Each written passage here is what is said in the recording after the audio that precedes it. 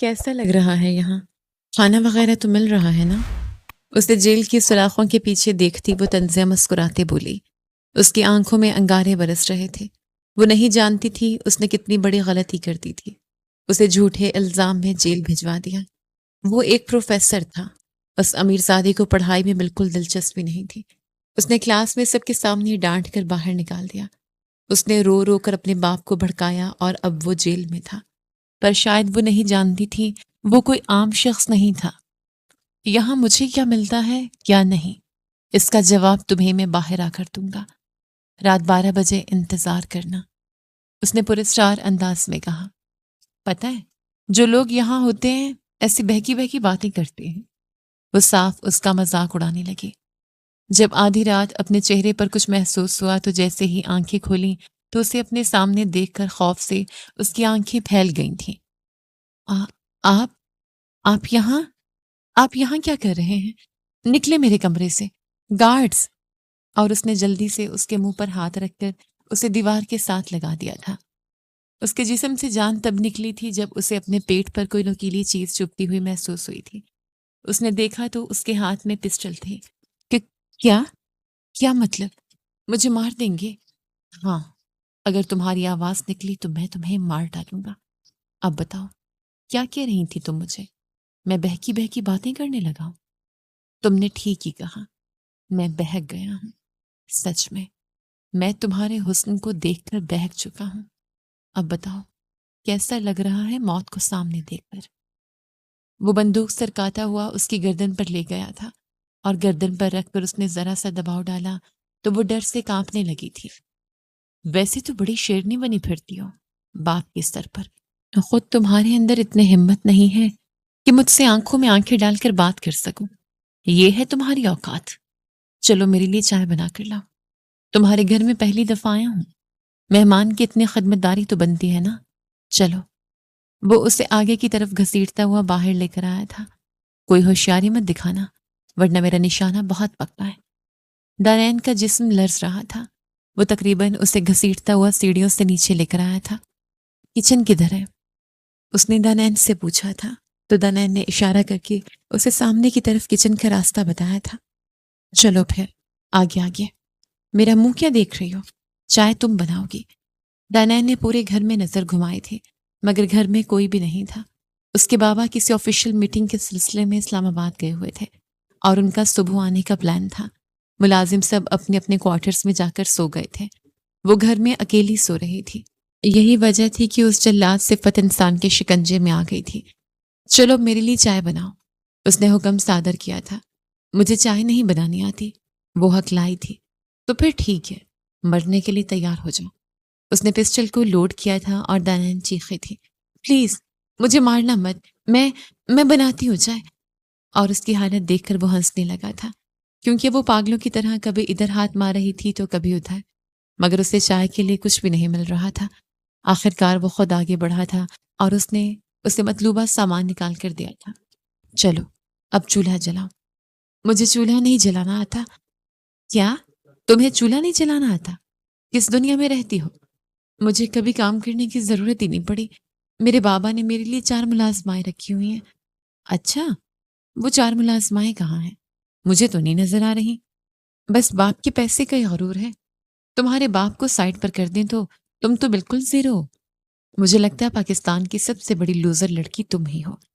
وہ اسے زج کر رہا تھا اور دانین کو اس وقت اس کی کوئی بات بری نہیں لگ رہی تھی کیونکہ وہ ذرا سا اس کی بات کا برا مناتی تو وہ شاید اس کی کھوپڑی اڑا دیتا۔ آدھے گھنٹے کی محنت کے بعد اس نے چائے بنائی تھی مگر دیگچی اتارتے وقت اس کا ہاتھ بری طرح سے جل گیا تھا اور اس کی آنکھوں میں آنسو آ گئے تھے۔ وہ جلا ہوا ہاتھ لے کر سنک کی طرف بڑھی تھی جب وہ جلدی سے آگے بڑھا اور اس نے اس کا ہاتھ پکڑا تھا۔ پانی کے نیچے مت کرو، رکو، میں کچھ کرتا ہوں۔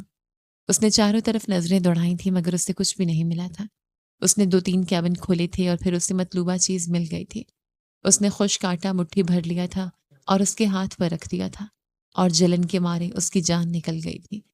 دانین چیخی تھی، پاگل انسان، چھوڑو میرا ہاتھ، یہ کیا لگا دیا ہے؟ آٹے سے میرا زخم ٹھیک ہوگا؟ ہاں ٹھیک ہوگا، چپ کر کے کھڑی رہو۔ اس نے اس کا ہاتھ زبردستی پکڑے رکھا تھا اور دانین کے جلے ہوئے ہاتھ پر مزید جلن ہونے لگی تھی۔ ایک دفعہ تو اسے ایسا لگا جیسے اس کے ہاتھ پر کسی نے جلتا ہوا انگارہ رکھ دیا ہو، مگر پھر آہستہ آہستہ اس کی جلن کم ہونے لگی تھی۔ تقریباً 5-10 منٹ کے بعد اس کی جلن بالکل ختم ہو چکی تھی۔ چلو اب دھو لو جا کر ہاتھ، اور ہاں، یہ فضول چائے تم خود ہی پی لینا، چلتا ہوں۔ اب تو ملاقات ہوتی رہے گی، تم میرے لیے اچھے اچھے کھانے بنانا سیکھ لو، اگلی دفعہ آؤں گا تو تمہارے ہاتھ کی بریانی کھاؤں گا، اور اگر تمہارے ہاتھ کی بریانی بنی نہ ہوئی تو یاد رکھنا۔ وہ دوبارہ سے اس کو پسٹل دکھاتا چلا گیا تھا، اور اس کے جانے کے بعد انین ایسے بیٹھی تھی جیسے اس کے جسم میں جان تک نہ رہی ہو۔ اس نے جلدی سے اپنا موبائل ٹٹولا تھا، مگر موبائل اس کا کمرے میں تھا اور وہ اندھا دھند کمرے کی طرف بھاگی تھی۔ وہ اپنے بابا کا نمبر ملانے ہی والی تھی جب اسے اچانک اس کے الفاظ یاد آئے تھے، اپنے باپ کو بتانے کی کوشش مت کرنا، ورنہ تمہاری یہ تصویریں جو تمہارے سوتے وقت میں کھینچ چکا ہوں ان کو صبح وائرل کر دوں گا۔ اور وہ تصویریں ایسی بالکل بھی نہیں تھیں کہ اس کے بابا دیکھتے۔ وہ پوری رات بیڈ پر ٹانگوں کے گرد ہاتھ باندھے بیٹھی رہی تھی۔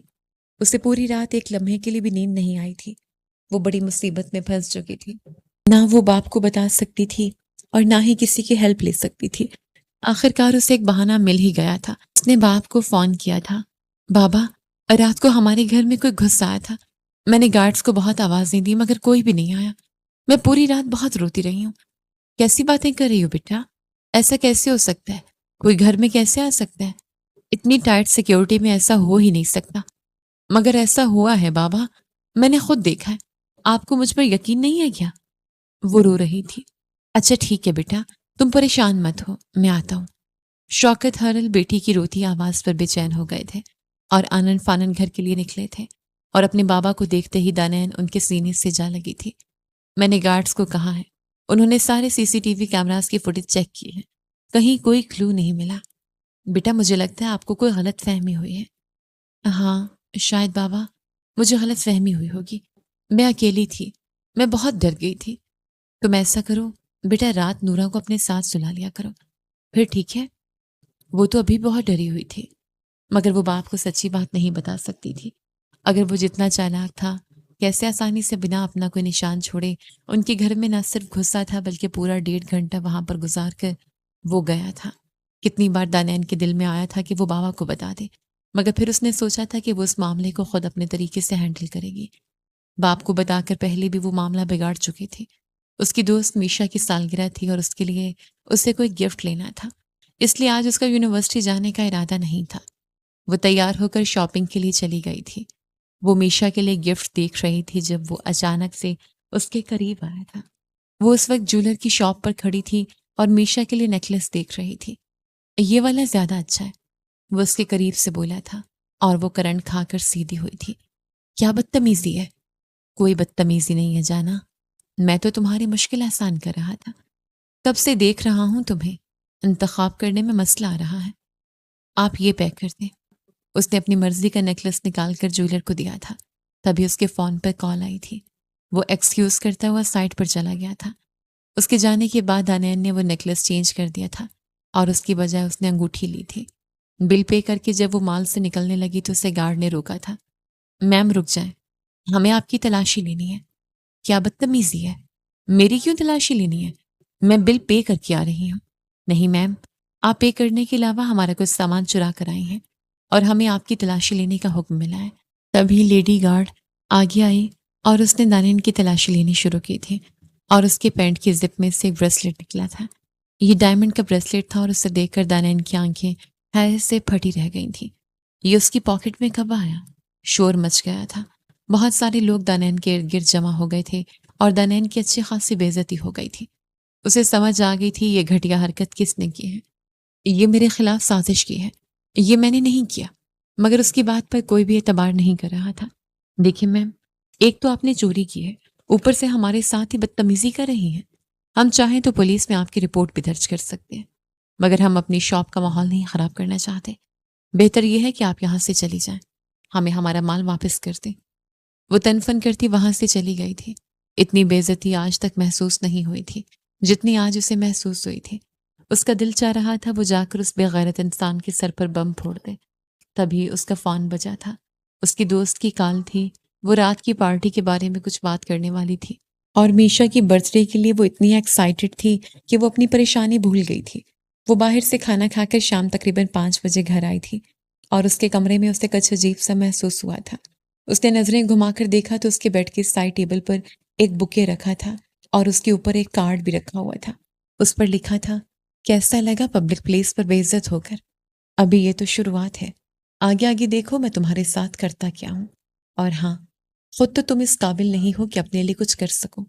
اپنے باپ کے محافظ ساتھ لے کر آنا، کیونکہ تمہاری دوست کی پارٹی پر میں بھی انوائٹڈ ہوں۔ اور وہ حیران تھی، وہ بھلا میشا کی برتھ ڈے پر کیوں آئے گا؟ بکواس کر رہا ہے، اور یہ سمجھتا کیا ہے میں اپنے بابا کے علاوہ کچھ نہیں کر سکتی؟ آج میں اسے بتاؤں گی کہ دانین ہرل آخر ہے کیا۔ وہ تیار ہونے لگ گئی تھی۔ شام 8 بجے وہ برتھ ڈے پارٹی کے لیے نکلی تھی۔ ڈرائیور نے ساتھ چلنے کو کہا تھا مگر اس نے غصے میں ڈرائیور کو ڈانٹ دیا تھا۔ میں اکیلے جا سکتی ہوں، چھوٹی بچی نہیں ہوں اور بابا سے اجازت لے چکی ہوں۔ آپ فکر نہیں کریں، آپ کو بابا کچھ نہیں کہیں گے۔ ڈرائیور بیچارہ اپنا سا منہ لے کر رہ گیا تھا اور وہ میشا کی برتھ ڈے پارٹی پر پہنچ گئی تھی کیونکہ وہ جاننا چاہتی تھی کہ آیا وہ یہاں موجود ہے یا نہیں، جو کہ اسے لگ رہا تھا کہ وہ یہاں نہیں ہوگا، مگر پھر بھی اسے ڈر تھا۔ کیا ہوا دانین؟ سب ٹھیک ہے؟ تم مجھے کچھ بے چین لگ رہی ہو۔ میشا اس کے قریب آئی تھی۔ مجھے لگتا ہے تم کسی کو ڈھونڈ رہی ہو۔ ہاں میشا، مجھے ایک بات تم سے پوچھنی تھی، کیا تم نے حاتم سر کو بھی انوائٹ کیا ہے؟ یار پاگل ہو، میں کیوں ان کو بلاؤں گی؟ تم تو ان کو جیل بھجوا چکی ہو نا۔ ہاں یار، مگر وہ جیل میں نہیں ہے، تمہیں نہیں پتا، وہ کل رات ہمارے گھر میں گھس آیا تھا اور اب بار بار وہ مجھے بلیک میل کر رہا ہے۔ ابھی کہہ رہا تھا وہ میشا کی برتھ ڈے پارٹی پر بھی آئے گا کیونکہ تم نے اسے انوائٹ کیا ہے۔ جھوٹ بول رہا ہے، میں کیوں اسے انوائٹ کروں گی؟ اور اچھا کیا جو تم نے جیل بھجوا دیا، اتنا مغرور بدتمیز ہے وہ۔ میشا کو بھی وہ زہر لگتا تھا اور اس کی بات پر دانین ہنس دی۔ ہاں ہاں، تمہیں اس نے لفٹ جو نہیں کروائی تھی، برا تو لگے گا ہی، ورنہ پہلے دن ہی تمہارا اس پر دل آ گیا تھا۔ بکواس بند کرو، چلو آؤ کیک کاٹتے ہیں، سب لوگ آ گئے ہیں۔ میشا دانین کو ساتھ لیتی کیک کاٹنے کے لیے چلی گئی تھی۔ فرینڈس کے ساتھ ہلا گلا کرتے کب رات کے 2 بجے پتہ ہی نہیں چلا تھا۔ یار بہت دیر ہو گئی ہے، اب چلتی ہوں۔ میشا اسے اپنے ساتھ گھر روک رہی تھی مگر وہ نہیں رکی تھی۔ تمہیں پتہ ہے بابا کا، انہوں نے صبح صبح فون کھڑکا دینے اور میں ابھی صبح جلدی اٹھنے کے موڈ میں نہیں ہوں۔ گھر جا کر لمبی نیند سوں گی، اللہ حافظ۔ وہ اسے اللہ حافظ کرتی وہ نکل آئی تھی۔ وہ آدھے راستے میں آئی تھی جب پیچھے سے اسے ایک جانی پہچانی آواز آئی تھی، کیسی ہو مس دانین ہرل؟ اور اچانک گاڑی میں کسی کی آواز سن کر اس کے منہ سے چیخ نکلی تھی، کیا کر رہے ہو تم یہاں؟ آخر میرا پیچھا چھوڑ کیوں نہیں دیتے؟ اپنی بے عزتی کا بدلہ تو لے چکے ہو۔ وہ گاڑی چلاتے ہوئے چلائی تھی، ارے جانم، ابھی میں نے اپنی بے عزتی کا بدلہ لیا ہی کب ہے؟ ابھی تو میں نے بہت کچھ کرنا ہے اور اس کے لیے مجھے تمہیں اپنے ساتھ لے جانا ہوگا۔ وہ پچھلی سیٹ سے آگے آیا تھا اور اس نے دانین کے پیچھے سے گردن پر ہاتھ رکھتے ذرا سا دبایا تھا اور دانین کی گردن ایک طرف لڑک گئی تھی۔ اس نے گاڑی کو سڑک پر ایک سائڈ پر کھڑے کرتے ہوئے گاڑی بند کی تھی اور اسے گاڑی سے نکال کر پاس ہی کھڑی اپنی گاڑی میں پچھلی سیٹ پر لٹا دیا تھا۔ جب دانین کی آنکھ کھلی تو بند کمرے میں بیڈ پر لیٹی ہوئی تھی۔ وہ جلدی سے اٹھ کر بیٹھ گئی تھی۔ حاتم سامنے ہی صوفے پر ٹانگ چڑھائے اسے دیکھ رہا تھا۔ اس کے ہاتھ میں وہی بندوق موجود تھی۔ دیکھو، تم نے یہ ٹھیک نہیں کیا، تم میرے بابا کو نہیں جانتے، وہ تمہاری بوٹی بوٹی کر کے کتوں کو آگے ڈال دیں گے۔ اور اس کی بات پر وہ ہنسا تھا۔ مجھے عجیب لگتا ہے جب تم اتنی بے بسی میں بھی ایسے غراتی ہو۔ کیا کر سکتی ہو تم؟ اور کیا کر سکتا ہے تمہارا وہ سو کالڈ باپ؟ بلاؤ اسے، فون کرو، مگر فون کرنے سے پہلے یہ دیکھ لو۔ حاتم نے اپنا موبائل نکالا تھا، اس کی گیلری اوپن کر کے اس کے سامنے اس کی تصویریں نکالی تھیں جو ابھی کچھ دیر پہلے اس نے اس کے ساتھ بنائی تھی، اور دانین اس پر جھپٹی تھی۔ گھٹیا انسان، تم اس قدر گھٹیا ہو میں سوچ بھی نہیں سکتی تھی۔ اچھا کیا میں نے جو بھی تمہارے ساتھ کیا ہے، بلکہ اب تو میں اس سے بھی زیادہ برا کروں گی، میں تمہاری جان لے لوں گی۔ اب وہ اس کا کالر پکڑتے ہوئے چلائی تھی، تم کچھ نہیں کر سکتی، اس وقت تم صرف میرے رحم و کرم پر ہو، اور اگر تم نے ذرا سی بھی چون چرا کی تو پہلے تو تمہاری یہ تصویریں تمہارے باپ کو بھیجوں گا، اس کے بعد سوشل میڈیا پر وائرل کروں گا اور پھر تمہیں اوپر پہنچا دوں گا، کیونکہ اس دنیا میں اب تمہارے جیسی لڑکیوں کی کوئی جگہ نہیں ہے۔ وہ غصے میں بولا تھا، مجھے معاف کر دو، پلیز مجھے معاف کر دو، میں نے تمہارے ساتھ جو کچھ بھی کیا میں سب کے سامنے تم سے معافی مانگ لوں گی، مگر مجھے جانے دو پلیز۔ وہ تو ٹھیک ہے، میں تمہیں ایسے تو نہیں جانے دے سکتا۔ تمہارے جیسے اڑیل گھوڑی کو اب نکیل ڈالے بنا میں بالکل بھی آزاد نہیں چھوڑنے والا۔ تمہارا کیا پتا، باہر نکل کر تم پھر مجھ پر وار کر بیٹھو۔ نہیں، میں وعدہ کرتی ہوں، میں کچھ بھی نہیں کروں گی۔ وہ رو رہی تھی۔ اگر تمہیں صبح ہونے سے پہلے گھر جانا ہے تو میری ایک شرط ماننی ہوگی۔ ہاں، مجھے تمہاری ہر شرط منظور ہے، مگر مجھے جانے دو، مجھ سے نکاح کرنا ہوگا۔ کیا؟ وہ چلائی تھی۔ اپنی شکل دیکھیے، کہاں تم اور کہاں میں۔ تمہارے جیسے 10 نوکر میرے بابا نے میرے لیے رکھے ہوئے ہیں، تمہاری اتنی اوقات ہے کیا؟ اور مخمل میں کبھی ٹاٹ کا پیون لگا دیکھا ہے؟ پہلے تو نہیں دیکھا، مگر اب دیکھوں گی۔ تو مخمل میں ٹاٹ کا پیون؟ وہ اس کے قریب آتا، اس کی کمر کے گرد اپنے دونوں بازو لپیٹتا، سختی سے اسے اپنے قریب کر گیا تھا، اور دانین نے دونوں ہاتھوں سے زور لگا کر اسے خود سے دور دھکیلا تھا۔ مر کر بھی نہیں، مجھے مرنا قبول ہے، مگر میں تمہارے جیسے گھٹیا انسان کے ساتھ کبھی نکاح نہیں کروں گی۔ تو پھر ٹھیک ہے، پڑھ لو کلمہ۔ اس نے بندوق کا منہ اس طرف کر دیا تھا۔ یا تو تمہیں میرے ساتھ نکاح کرنا ہوگا اور اپنی پوری زندگی میرے ساتھ گزارنی ہوگی، جس میں میں تمہیں پل پل ماروں گا، یا پھر ایک جھٹکے سے ہی مار دیتا ہوں۔ ہاں، یہ ٹھیک ہے۔ اس نے جیسے ہی بندوق کا گھوڑا دبایا، وہ چیخ مار کر سائڈ پر ہوئی تھی۔ گولی ونڈو کا شیشہ توڑتی باہر نکل گئی تھی۔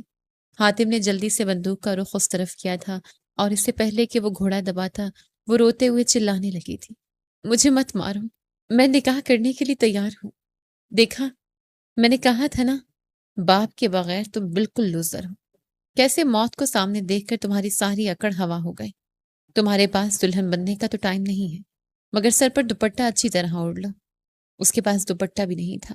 اس نے فل گھیر میکسی پہنی ہوئی تھی، بال اس کے کھلے تھے، اور جولری کے نام پر اس کی گردن میں ایک باریک سا نیکلس پہنا ہوا تھا۔ حاتم نے ایک بڑی سی چادر نکال کر اس کی طرف پھینکی تھی، جس میں اس کا چہرہ سارا چھپ گیا تھا۔ وہ تو شاید پہلے ہی نکاح خواں کا بندوبست کر کے بیٹھا تھا، اور تھوڑی دیر بعد نکاح خواں کے ساتھ گواہان بھی آ گئے تھے۔ ایجاب و قبول کے بعد وہ سب جا چکے تھے۔ ویسے تو آج رات تمہارا میرے پاس رہنا بنتا ہے، لیکن چلو، کیا یاد کرو گی؟ حاتم تمہیں آج بخشتا ہے۔ وہ اس کا ہاتھ پکڑتے ہوئے باہر گاڑی میں لے کر آیا تھا، اور اس کی گاڑی کو اس نے اس کے گھر سے چند میٹر کی دوری پر روک دیا تھا۔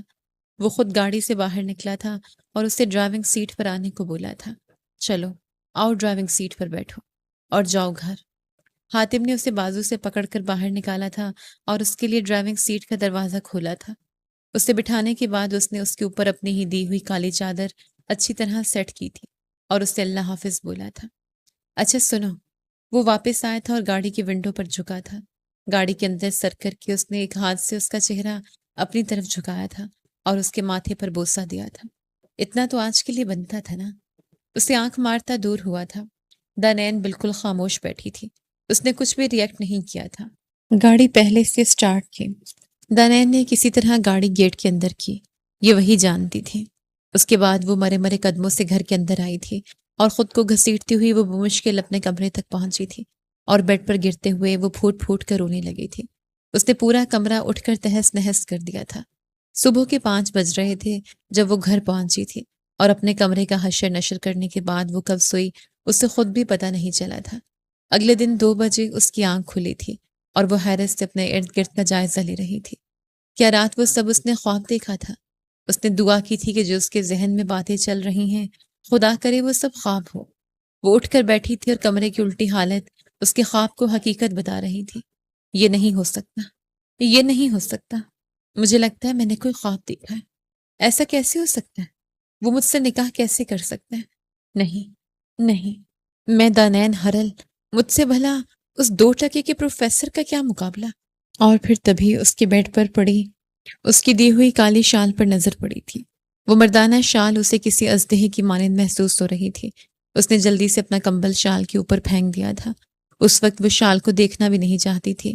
اٹھ کر اس نے بکھری ہوئی کمرے کی چیزیں سیٹ کی تھیں اور باہر نکلی تھی۔ بی بی جی، آپ کے لیے ناشتہ لگا دوں؟ بابا کہاں ہیں؟ وہ تو آفس چلے گئے۔ انہوں نے کہا تھا کہ آپ رات دیر تک جاگتی رہی ہیں، اس لیے آپ کو ڈسٹرب نہ کیا جائے۔ کیا میں آپ کے لیے ناشتہ لگا دوں؟ ہاں، لگا دو میرے لیے ناشتہ۔ تبھی دوسری ملازمہ آئی تھی۔ بی بی جی، آپ کے کمرے کی وہ حالت؟ کیا مطلب ہے؟ کمرے کی حالت کو کیا ہوا ہے؟ بی بی جی، کمرہ سارا بکھرا پڑا۔ ہاں تو تم میری ماں ہو جو مجھ پر روک ٹوک کرو گی؟ تمہاری اتنی اوقات ہے کہ تم مجھ سے سوال جواب کر سکو؟ تمہارا کام ہے کمرے کی صفائی کرنا، چپ چاپ جا کر کمرے کی صفائی کرو۔ اس نے بری طرح سے ملازمہ کو جھڑک دیا تھا اور وہ سر جھکائے واپس کمرے کی طرف بڑھ گئی تھی۔ ناشتہ کرنے کے بعد وہ لاؤنج کے صوفے پر آ کر بیٹھ گئی تھی۔ اسے اپنا آپ بہت کمزور سا محسوس ہو رہا تھا۔ اسے لگ رہا تھا جیسے وہ پاگل ہو جائے گی۔ اس نے میشا کو فون کر کے اپنے پاس بلایا تھا اور اس کے گوش گزار ساری بات کر دی تھی۔ اتنا کچھ ہو گیا اور تم نے مجھے بتایا تک نہیں۔ تمہیں انکل کو بتا دینا چاہیے۔ ہاں، تاکہ وہ میری ساری تصویریں وائرل کر دیں۔ میرے پاس تو کوئی نکاح کا ثبوت بھی نہیں ہے۔ دیکھو، وہ ایسا نہیں کرے گا۔ تمہیں انکل کو بتانا چاہیے۔ اس طرح تو وہ تمہیں پاگل کر دے گا۔ مجھے کچھ بھی سمجھ نہیں آ رہی میشا۔ میں بابا کو کیا بتاؤں؟ مجھے نہیں پتا تھا وہ ایک چھوٹی سی بات کو اتنا بڑا ایشو بنا دے گا۔ اگر تم کہو تو میں اپنے بھائی سے بات کروں؟ میشا نے اپنے بھائی ڈی ایس پی کا نام لیا تھا۔ نہیں نہیں، تمہیں کسی کو کچھ بھی بتانے کی ضرورت نہیں ہے، بلکہ خدا کے لیے کسی کو بھی کچھ مت بتانا۔ ارے کیسی باتیں کرتی ہو؟ میں کیوں تمہارا تماشا بنواؤں گی؟ تم میری دوست ہو، دشمن تھوڑی نہ ہو۔ اچھا ٹینشن مت لو، میں ہوں نا تمہارے پاس۔ وہ آج اس کے پاس سے رک گئی تھی۔ اس کی ذہنی حالت اتنی ابتر ہو گئی تھی کہ میشا کو اسے چھوڑ کر جانا اچھا نہیں لگ رہا تھا۔ پوری رات بیٹھ کر وہ اس معاملے کو 1000 بار نئے سرے سے ڈسکس کر چکی تھی، مگر ان کے ہاتھ کوئی بھی حل نہیں آیا تھا۔ میرے پاس اس کا صرف ایک ہی حل ہے دانین، تم انکل کو سب سچ بتا دو۔ اگر نہیں بتانا تو پھر کچھ ٹائم کے لیے اس کو کرنے دو اس کی منمانیاں، اس کے بعد ہم دیکھیں گے کہ کیا کرنا ہے۔ اور اب تم تیار ہو جاؤ، آج ہم یونیورسٹی جا رہے ہیں۔ مجھے نہیں جانا۔ کیوں نہیں جانا؟ اس طرح چھپ کر بیٹھ جاؤ گی؟ مایوں نہیں بیٹھ کے، چپ چاپ تیار ہو جاؤ، ہم آج یونیورسٹی مل کر جائیں گے۔ اور میشا اسے زبردستی تیار کر کے اپنے ساتھ یونیورسٹی لے گئی تھی۔ دیکھو، تم اس طرح اگر اس کے سامنے کمزور پڑ جاؤ گی تو وہ کامیاب ہو جائے گا اپنے مقصد میں۔ وہ صرف تمہیں نیچا دکھانا چاہتا ہے، تم اس پر اس سے بھی بڑا وار کرو۔ پہلے تو ہمیں اس کے بارے میں پتہ لگانا ہوگا، وہ کون ہے، کہاں رہتا ہے، کیا کرتا ہے۔ کسی معمولی سے محلے میں رہتا ہوگا، اور کہاں ہوگا؟ دانین نخوت سے بولی تھی۔ تو بس ٹھیک ہے، میں بھائی سے کہہ کر کوئی بھی بہانہ کر کے اس کے بارے میں معلومات لیتی ہوں۔ ہاں چلو ٹھیک ہے، تم اس کے بارے میں ساری معلومات اکٹھی کرو، مگر یاد رکھنا بھائی کو کسی بھی بات کی بھنک نہیں پڑنی چاہیے۔ دانین نے ایک دفعہ پھر سے تاکید کی۔ ارے پریشان ہی مت ہو، میں بہانہ ہی ایسا بناؤں گی کہ بھائی کو شک نہیں پڑے گا۔ آج شام ہی جا کر گھر بھائی سے بات کرتی ہوں۔ اگلے 2 دن بعد میشا کے بھائی نے حاتم کی ساری معلومات ان کو دے دی تھی۔ یہ ساری معلومات لے کر میشا کے منہ سے بے ساختہ چیخ نکلی تھی، اور چیخ تو دانین بھی بڑی تھی۔ وہ تو سوچ بھی نہیں سکتی تھی کہ وہ معمولی پروفیسر اتنا بڑا فراڈ ہو سکتا ہے۔ میشا اس کے گھر صبح صبح پہنچی تھی۔ دانین ناشتہ کر رہی تھی۔ اس کے بابا غالباً ناشتہ کر کے آفس کے لیے جا چکے تھے۔ اس وقت وہ کھانے کی ٹیبل پر اکیلی موجود تھی۔ ارے تم یہاں بیٹھی پراٹھے ٹھونس رہی ہو؟ یہ دیکھو، یہ کیا ہے تمہارے مجاز خدا کا کچا چٹھا؟ وہ کوف سے بولی تھی۔ کیا بکواس کر رہی ہو؟ میں نے پروفیسر حاتم کے بارے میں ساری معلومات نکالی ہیں، اور یہ دیکھو اس کے بارے میں کیا معلومات ملی ہیں۔ حاتم سلطان انڈسٹریز کا اکلوتا چشم و چراغ ہے، خاقان مہوٹا کا اکلوتا جانشین۔ اور تمہیں پتہ ہے خاقان مہوٹا اس شہر کا سب سے بڑا بزنس مین ہے۔ میں تو حیران ہوں، وہ ایک معمولی سی پروفیسر کی نوکری کیوں کر رہا تھا، جبکہ وہ تو کروڑوں نہیں اربوں پتی ہے۔ مجھے بھائی نے بتایا کہ خاقان مہوٹا سے ایک بزنس میٹنگ کے لیے ہمارے پاکستان کے بڑے بڑے بزنس مین لائن میں لگے ہوتے ہیں، یہاں تک کہ تمہارے بابا بھی ان سے بہت انسپائر ہیں۔ ہاں، میں نے خاقان مہوٹا کا نام تو بہت سنا ہے۔ تو کیا یہ ان کا بیٹا ہے؟ ہاں، یہ ان کا بیٹا ہے۔ یہ تو حیرانی کی بات ہے، اور وہ ہمارا پروفیسر تھا۔ بہت بڑا پنگا لے لیا تم نے دانین، بہت بڑا پنگا۔ اب اس معاملے میں ہم کچھ بھی نہیں کر سکتے۔ میں جو اپنے بھائی کی ڈی ایس پی ہونے کا روب جھاڑ رہی تھی، آئی جی سے لے کر ڈی سی تک سب کو وہ جیب میں لیے گھومتا ہے۔ اب کیا ہوگا دانین؟ میشا پریشان سی تھی۔ کیا ہوگا؟ اگر وہ حاتم سلطان ہے تو میں بھی دانین ہرل ہوں۔ اس نے اگر ہماری چھوٹی سی شرارت کو جنگ کا میدان بنا دیا تو پھر ٹھیک ہے، جان ہتھیلی پر رکھ کر بھی مجھے اس کا مقابلہ کرنا پڑا تو میں کروں گی۔ اور یہ مقابلہ تب کرنا تھا جب اس سے نکاح کر رہی تھی، تبھی جان ہتھیلی پر رکھ لیتی تو اس وقت تم مسز حاتم سلطان نہ ہوتی۔ ویسے بندہ ڈیشنگ ہے، کیا خیال ہے؟ اس شہر کی سب سے امیر بیگم بن جاؤ گی اگر اس سے بکواس بند کرو میشا۔ اور اب تو میں نے بھی فیصلہ کر لیا ہے، حاتم سلطان کو نہ کچھ چنے نہ چبوا دیے تو میرا نام بھی دانین ہرل نہیں۔ دانین ہرل نے حاتم سلطان کا سوشل میڈیا اکاؤنٹ سارا چھان مارا تھا۔ اس کے سوشل میڈیا پر وہ اس کے سارے دوستوں کو بھی ٹریک کر چکی تھی، یہاں تک کہ اس نے اس کے سارے دوستوں کی آئی ڈیز کو بھی فالو کر لیا تھا اور ان کی اپڈیٹ بھی اسے ملتی رہتی تھی۔ حاتم کے ایک دوست کی ریسنٹ پوسٹ کے مطابق آج رات وہ فارم ہاؤس پر پارٹی کرنے والے تھے اور دانین کو شرارت سوچی تھی۔ اس نے میشا کو اپنے پلان میں شامل کرنا چاہا مگر وہ تو صاف منع کر گئی تھی۔ بھاڑ میں جاؤ تم، میں اکیلی ہی کافی ہوں۔ دیکھو دانین، میں تمہیں آخری دفعہ پھر سے سمجھا رہی ہوں، اس معاملے کا بیٹھ کر حل کر لیتے ہیں۔ ارے اب تو اس معاملے کا بیٹھ کر کیا، کھڑے ہو کر بھی حل نہیں ہو سکتا۔ تم دیکھتی جاؤ میں کرتی کیا ہوں۔ آیا بڑا دانین ہرل کو نکیل ڈالے گا؟ اگر میں نے اس سے ہی نکیل نہ ڈال دی تو کہنا۔ تم کیا کرنے والی ہو؟ میں بہت کچھ کرنے والی ہوں۔ تمہیں جب میرا ساتھ ہی نہیں دینا تو پھر فائدہ؟ تمہیں بتا کر نکلو یہاں سے۔ اور میشا منہ بناتی گھر چلی گئی تھی کیونکہ اس معاملے میں وہ بالکل بھی دانین کا ساتھ نہیں دے سکتی تھی۔ اتنے بڑے بھیڑوں کے چھتے میں وہ بالکل ہاتھ نہیں ڈالنا چاہتی تھی۔ اس کے بابا تو اس کی جان ہی نکال دیتے۔ وہ دانین ہرل کی طرح تھوڑی نہ تھی جس کا جو دل چاہتا وہ کرتی۔ اس کے بابا ہمیشہ ہنس کر اس کی ہر بری سی بری بات کو بھی ٹال دیتے تھے۔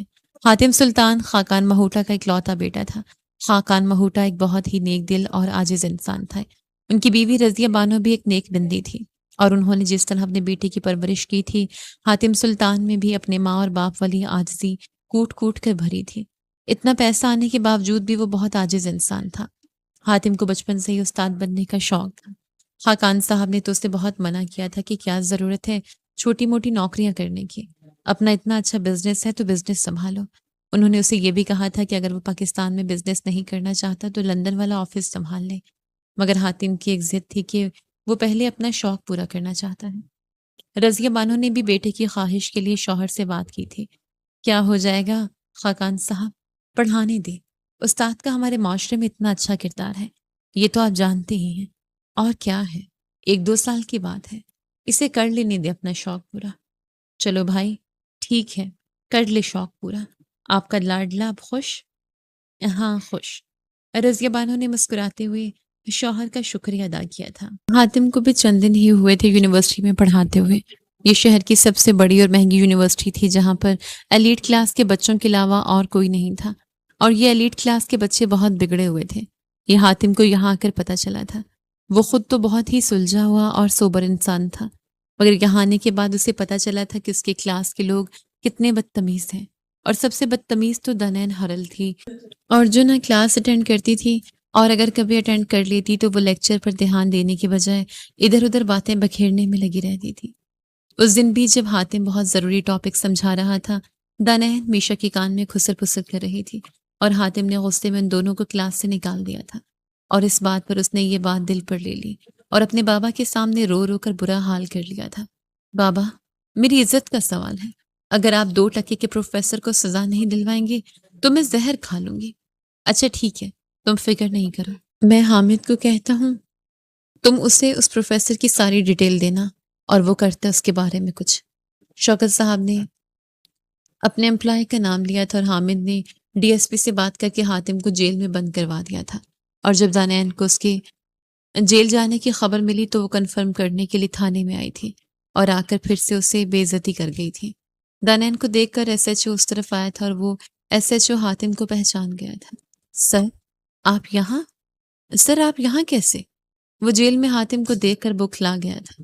گھبراؤ مت، اس میں تمہارا یا تمہاری ٹیم کا کوئی قصور نہیں ہے۔ سر آپ آئیں باہر، میں بہت شرمندہ ہوں۔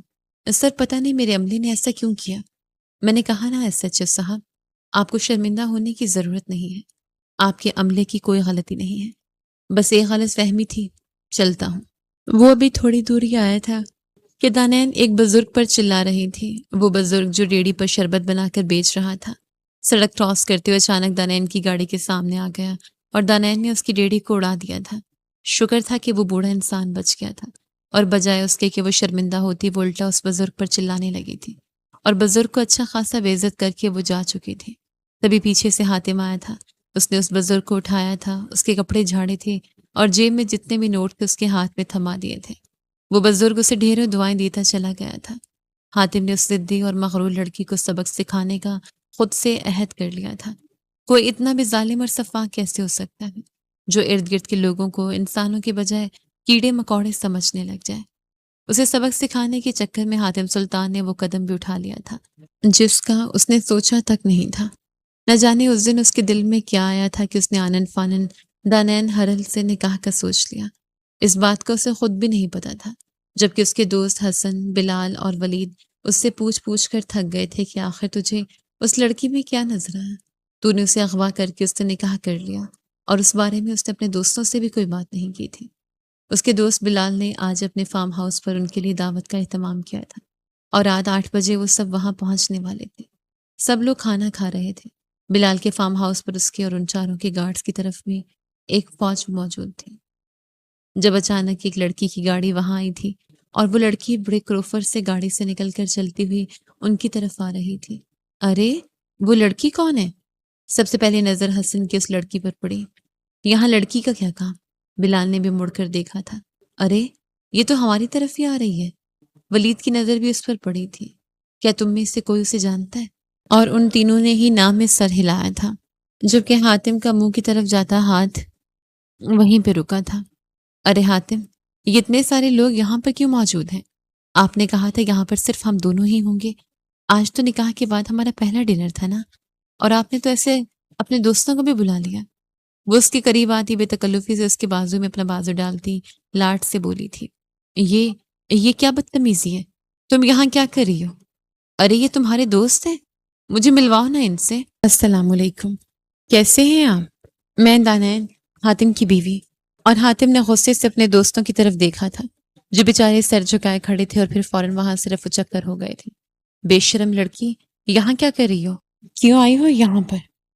ارے تم سے ملنے آئی ہوں، روز تم مجھ سے ملنے آتے ہو، وہ بھی رات کے اندھیرے میں مجھے اکیلی لڑکی سے ملنے کے لیے۔ تمہیں رات کے اندھیرے کا انتظار کرنا پڑتا ہے، مگر دیکھو میری ہمت کو داد دو۔ دانین ہرل کو جو اتنے سارے لوگوں میں تم سے ملنے آئی ہے اور پورے حق کے ساتھ آئی ہے، کوئی جھوٹ نہیں بولا میں نے۔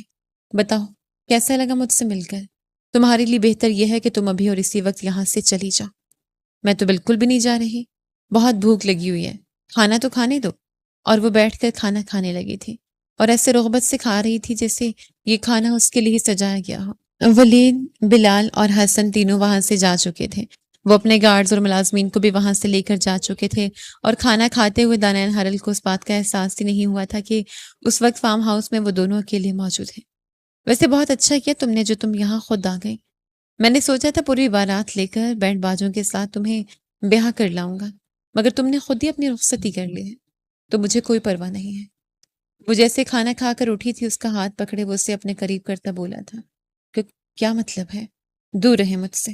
ارے اس نے چاروں طرف نظر دوڑائی تھی، مگر وہاں پر کوئی بھی نہیں تھا۔ وہ آپ کے دوست؟ وہ تو چلے گئے، بڑے غیرت مند دوست ہیں میرے، اپنی بھابھی کے آتے ہی چلے گئے تھے۔ اور حاتم نے جھک کر اسے گود میں اٹھا لیا تھا۔ حاتم چھوڑو مجھے، میں کہہ رہی ہوں مجھے نیچے اتارو۔ وہ چیخنے لگی تھی۔ تمہاری چیخوں کا یہاں پر کوئی اثر نہیں ہونے والا، کیونکہ یہاں تمہاری چیخیں سننے والا کوئی نہیں ہے سوائے میرے۔ بہتر ہے چپ ہو جاؤ۔ وہ اسے لے کر فارم ہاؤس کے اندر آ گیا تھا۔ ایک کمرے میں آ کر اس نے دروازہ بند کیا اور اسے بیڈ پر لے آیا تھا۔ دیکھو پلیز مجھے جانے دو، مجھ سے بہت بڑی غلطی ہو گئی، میں آئندہ ایسا نہیں کروں گی۔ نہیں، تم آئندہ بھی ایسے ہی کرو گے، اور تم سے غلطی نہیں ہوئی۔ تم جان بوجھ کر مجھے نیچے دکھانے کے لیے میرے دوستوں کے سامنے آئی ہو۔ تم پورے پلان کے ساتھ یہاں آئی ہو، اور میں تمہارا یہ پلان ادھورا نہیں چھوڑوں گا۔ اگر تم مجھ تک آ ہی گئی ہو تو اب میں تمہیں ادھورا تو نہیں جانے دوں گا نا۔ وہ اس پر جھکا تھا۔ دانین اس سے دور ہونا چاہتی تھی، مگر وہ اسے اپنے سامنے مکمل بے بس کر چکا تھا۔ رات کا تقریباً 1 بج رہا تھا جب اس کے بابا کی کال آئی تھی، اور اس میں ہمت نہیں تھی کہ وہ فون اٹھا لیتی۔ تبھی واش روم کا دروازہ کھلا تھا، اور وہ اپنے بالوں کو تولیے سے رگڑتا ہوا باہر آیا تھا۔ اس نے اس کے موبائل کی اسکرین پر اس کے بابا کا نام دیکھا تھا۔ اٹھا لو، وہ پریشان ہو رہے ہوں گے، اور کہہ دو تم 1 گھنٹے تک گھر پہنچ رہی ہو، میں تمہیں چھوڑ دوں گا۔ مگر دانین میں ہمت نہیں تھی کہ وہ کسی سے کوئی بھی بات کرتی۔ وہ سر جھکائے لٹی پٹی حالت میں بیٹھی تھی۔ حاتم اسے تقریباً رات کے 2 بجے گھر چھوڑ کر واپس چلا گیا تھا۔ 1 مہینہ گزر گیا تھا۔ اس کے بعد دانین کا حاتم سے کوئی رابطہ نہیں ہوا تھا، اور اس رات کے بعد دانین کو لگتا تھا اس کا غرور چکنا چور ہو چکا ہے۔ وہ کسی سے بھی آنکھ ملانے کے قابل نہیں رہی تھی۔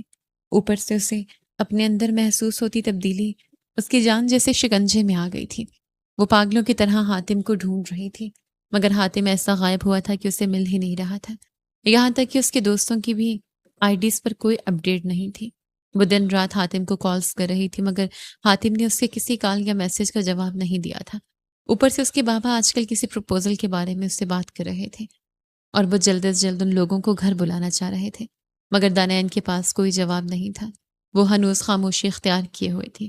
آخر کار اس دن اس نے تھک ہار کر ایک آخری میسج اسے بھیجنے کا سوچا تھا۔ حاتم، مجھے نہیں پتا تم میرا میسج سنتے ہو یا نہیں، مگر میں تمہیں اتنا بتا دوں، تم نے میری ایک چھوٹی سی شرارت کو اتنا سیریس لیا کہ میری زندگی کو تاریکی میں بدل دیا ہے۔ تم مجھے برباد کر چکے ہو۔ میں پریگننٹ ہوں، اور میرے بابا میری شادی کسی اور سے کرنا چاہ رہے ہیں، اور اس وقت میرے پاس ایک ہی حل ہے، میں خودکشی کر لوں۔ اگر آج بھی تم نے آدھے گھنٹے کے اندر مجھے جواب نہ دیا تو میں خود کو ختم کر لوں گی۔ اور حاتم، جو اپنے ماما کو لے کر انگلینڈ ایک سرجری کے لیے گیا ہوا تھا، وہ آج ہی واپس آیا تھا۔ اس کے میسج کرنے کے تقریباً 35 منٹ بعد اس نے وہ وائس سنی تھی، اور وہ پاگلوں کی طرح اندھا دھند گاڑی دوڑاتا ہوا دانین کے گھر پہنچا تھا۔ اس وقت گھر پر ملازموں کے علاوہ کوئی نہیں تھا۔ دانین شاید اپنے کمرے میں تھی۔ وہ بھاگتا ہوا کمرے میں آیا تھا اور وہ بیڈ پر بے ہوش پڑی تھی۔ اس کے بائیں ہاتھ کی کلائی سے خون بہہ رہا تھا، شاید وہ اپنی نس کاٹ چکی تھی۔ حاتم اسے گود میں اٹھاتا بھاگتا ہوا گاڑی تک آیا تھا اور اسے فوراً ہسپتال لے کر پہنچا تھا۔ ڈاکٹرز نے اسے فوری ٹریٹمنٹ دیا تھا۔ خطرے سے وہ باہر تھی، مگر بلیڈنگ کی وجہ سے اسے کمزوری محسوس ہو رہی تھی۔ اسے ڈرپس لگی ہوئی تھی۔ اس کو ہوش آیا تو حاتم اس کا ہاتھ تھامے بیٹھا تھا۔ تم ملتی فرصت تمہیں مجھ سے ملنے کی، مر جانے دیتے مجھے، گھٹیا انسان۔ اب کیا لینے آئے ہو میرے سامنے؟ چلے جاؤ یہاں سے اور چھوڑ دو مجھے میرے حال پر۔ اتنا بڑا گناہ نہیں تھا میرا حاتم سلطان، جتنی بڑی تم مجھے سزا دے چکے ہو۔ میں جانتا ہوں دانین، مجھ سے غلطی ہوئی ہے۔ میں تمہیں بنا کچھ بتائے ماما کو لے کر انگلینڈ چلا گیا تھا۔ ان کا آپریشن تھا جو بہت ضروری تھا، اور یہ 1 ماہ میں ان کے ساتھ ہی مصروف رہا ہوں میں، مگر میں تم سے غافل نہیں تھا۔ مجھے پتا ہے تم میری ذمہ داری ہو، اور میں اپنی ذمہ داری سے بھاگنے والا انسان نہیں ہوں۔ بھاڑ میں جاؤ تم، اور بھاڑ میں جائے تمہاری ذمہ داریاں۔ مجھے تمہاری شکل نہیں دیکھنی۔ وہ اپنے ازلی غصے سے غرائی تھی۔ مجھے پتا ہے تم مجھ پر غصہ ہے، مگر یہ غصہ شادی کے بعد اتار لینا۔ ابھی پلیز سٹریس مت لو، تمہاری صحت کے لیے اچھا نہیں ہے۔ اس کے بالوں کی لٹوں کو کان کے پیچھے اڑستا ہوا نرمی سے بولا تھا، اور دانین نے اس کا ہاتھ جھٹکا تھا۔ میں یہاں انگلینڈ جانے سے پہلے بابا سے تمہارے بارے میں صاف بات کر چکا تھا، اور وہ تب سے تمہارے بابا سے 2-3 دفعہ مل چکے ہیں، مگر تمہارے بابا نے ابھی تک کوئی خاطر خواہ جواب نہیں دیا۔ مگر بابا کو یقین ہے کہ ان کا جواب ہاں میں ہوگا۔ اوہ، تو وہ آپ کا پرپوزل ہے جو بابا مجھ سے آئے دن ڈسکس کر رہے ہوتے تھے؟ میں نے تو اپنی پریشانی میں کچھ سنا ہی نہیں۔ وہ اچانک سیدھی ہوئی تھی۔ ہاں، وہ میرے ہی پرپوزل کے بارے میں بات کر رہے ہیں، اور بس تمہاری ہاں کے منتظر ہیں۔ وہ مسکراتے ہوئے بولا تھا۔ تمہیں کیا لگتا ہے مجھ سے شادی کر کے تم مجھے نکیل ڈالو گے؟ مجھ سے شادی کرنے سے پہلے ایک بات یاد رکھنا حاتم سلطان، میں تمہارا جینا حرام کر دوں گی۔ میں اگر تمہارے ساتھ شادی کر رہی ہوں تو اپنے بچے کی وجہ سے، کیونکہ میں اس کو دنیا کی نظر میں سوالیہ نشان نہیں بنانا چاہتی، مگر اس کے علاوہ ہم دونوں کے درمیان صرف جنگ ہوگی، اور کھلی جنگ۔ مجھے منظور ہے۔ وہ اس کے سامنے ادب سے سر جھکاتا مسکرایا تھا، اور اس کی مسکراہٹ بھی دانین کو زہر لگی تھی۔ دانین نے دل میں پکا ارادہ کر لیا تھا کہ وہ شادی کے بعد حاتم سلطان کا جینا حرام کر دے گی، مگر ایک دفعہ پہلے بھی وہ ایسا ہی عہد کر چکی تھی، اور اپنے عہد میں وہ ناکام ہوئی تھی، اور حاتم سلطان جو اسے بدلہ لینے کے لیے اور اسے سیدھا کرنے کے لیے اس کے قریب آیا تھا، اب وہ اس کے اشاروں پر ناچ رہا تھا۔ اور عجیب بات یہ تھی کہ اب اسے یہ اڑیل گھوڑی ایسے ہی پسند تھی۔ وہ اسے بدلنا نہیں چاہتا تھا، کیونکہ وہ اس سے محبت کرنے لگا تھا، اور اسے یقین تھا دانین بھی اس سے محبت کرنے لگ جائے گی، کیونکہ نکاح کا رشتہ ہی ایسا ہے کہ 2 لوگوں کو ایک دوسرے سے محبت ہو ہی جاتی ہے۔ 2 سال بعد میں تمہارا جینا حرام کر دوں گی۔ دانین نے ایک بار پھر غصے سے یہی جملہ دہرایا تو حاتم ہنس پڑا۔ بیگم صاحبہ، پچھلے 2 سال سے پوری کوشش کر رہی ہوں، مگر مسئلہ یہ ہے کہ تمہاری ہر شرارت پر مجھے تم سے اور محبت ہو جاتی ہے۔ دانیہ نے تکیہ اٹھا کر اس کی طرف پھینکا۔ بہت فضول آدمی ہو تم، اور تم بہت ضدی۔ اسی دوران ننا ازلان دوڑتا ہوا کمرے میں داخل ہوا۔ ماما، بابا، جلدی آئیں، دادی جان نے کیک کاٹنے کے لیے بلایا ہے۔ دونوں کا دھیان فوراً اپنے بیٹے کی طرف چلا گیا۔ ازلان کو گود میں اٹھاتے ہوئے حاتم نے اس کے گال پر بوسہ دیا۔ آج خاقان مہوٹا اور رضیہ بانو کی شادی کی سالگرہ تھی۔ پورا خاندان فارم ہاؤس پر جمع تھا۔ لان روشنیوں سے جگمگا رہا تھا اور ہر طرف قہقوں کی آوازیں گونج رہی تھیں۔ کیک کاٹنے کے بعد خاقان صاحب نے مسکراتے ہوئے سب کو دیکھا۔ آج مجھے سب سے زیادہ خوشی اس بات کی ہے کہ میرا گھر محبت سے بھرا ہوا ہے۔ رضیہ بانو نے شفقت سے دانین کا ہاتھ تھاما، اور اس گھر کی رونق ہماری بیٹی دانین ہے۔ دانین کی آنکھیں نم ہو گئی۔ ایک وقت تھا جب وہ اس گھر میں آنے کا تصور بھی نہیں کر سکتی تھی، مگر آج یہی لوگ اس کے خاندان تھے۔ واپسی پر رات کافی ہو چکی تھی۔ ازلان پچھلی سیٹ پر سو چکا تھا۔ دانین خاموشی سے کھڑکی سے باہر دیکھ رہی تھی جب حاتم نے آہستہ سے اس کا ہاتھ تھام لیا۔ کیا سوچ رہی ہو؟ یہی کہ زندگی کتنی عجیب ہوتی ہے۔ کیسے کبھی میں تم سے نفرت کرتی تھی، پھر تم سے لڑتی رہی، پھر تم سے بدلہ لینے کے منصوبے بناتی رہی، اور اب؟ حاتم نے شرارت سے پوچھا۔ دانین مسکرائی۔ اب سوچتی ہوں اگر تم میری زندگی میں نہ آتی تو شاید میں کبھی خود کو پہچان ہی نہ پاتی۔ حاتم کی آنکھوں میں چمک آ گئی۔ یہ محبت کا اعتراف سمجھوں؟ زیادہ خوش مت ہو تو پھر کیا سمجھوں؟ دانین نے جھک کر اس کے کندھے پر سر رکھ دیا۔ یہ سمجھ لو کہ جنگ ختم ہو گئی ہے۔ حاتم نے مسکراتے ہوئے اس کا ہاتھ چوم لیا، اور محبت جیت گئی۔ چاندنی رات میں گاڑی خاموش سڑک پر آگے بڑھتی رہی، جبکہ دو ضدی دل آخرکار ایک ہی منزل پر پہنچ چکے تھے۔ یہ کہانی اس حقیقت کی عکاسی کرتی ہے کہ غرور، طاقت کا غلط استعمال اور انتقام کی آگ انسان کو ایسے فیصلوں تک لے جاتی ہے جو دوسروں کے ساتھ ساتھ خود اس کی زندگی کو بھی متاثر کرتے ہیں۔ دانین کا کردار اپنی ضد، لاپرواہی اور احساس برتری کی وجہ سے ابتدا میں کئی غلطیاں کرتا ہے، جبکہ حاتم کا کردار اگرچہ ذہین، بااثر اور مضبوط دکھایا گیا ہے، لیکن بدلہ لینے کے جن طریقوں کا اس نے انتخاب کیا وہ اس کی شخصیت کے تاریخ پہلوؤں کو بھی نمایاں کرتے ہیں۔